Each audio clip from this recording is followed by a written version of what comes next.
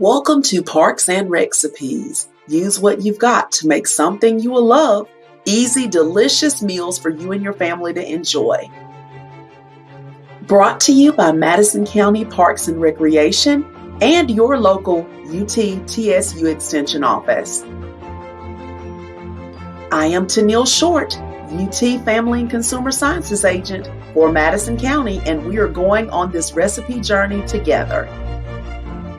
Spaghetti is a family favorite, but who wants to use a pan and a pot and a bunch of utensils to cook it? Well, you won't have to with this one-pan spaghetti recipe. The first order of business is to chop one medium onion. In a pan, we're going to cook our chopped onion along with a half pound of lean ground beef. Once it's done, go ahead and drain as much fat off of the mixture as you possibly can. To our pan, add 1 15-ounce can of tomato sauce, and we're going to add our seasonings. Today we're using oregano, rosemary, garlic powder, and black pepper. We're also going to use just a tiny bit of sugar. Add 3½ cups of water to the pan, mix everything together really well, and bring the mixture to a boil. These are our ingredients so far.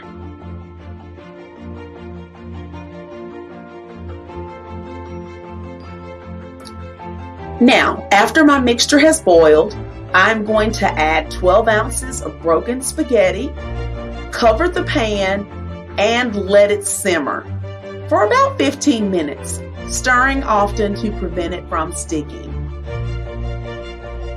Once my spaghetti noodles are tender, I'm going to top them with grated Parmesan cheese, about a cup, maybe more, and serve it while it's hot. Nothing left to do now but throw together a side salad and enjoy my one-pan spaghetti. It's delicious. Thank you for joining us for this week's Parks and Recipes. Be sure to like our Facebook page for even more content.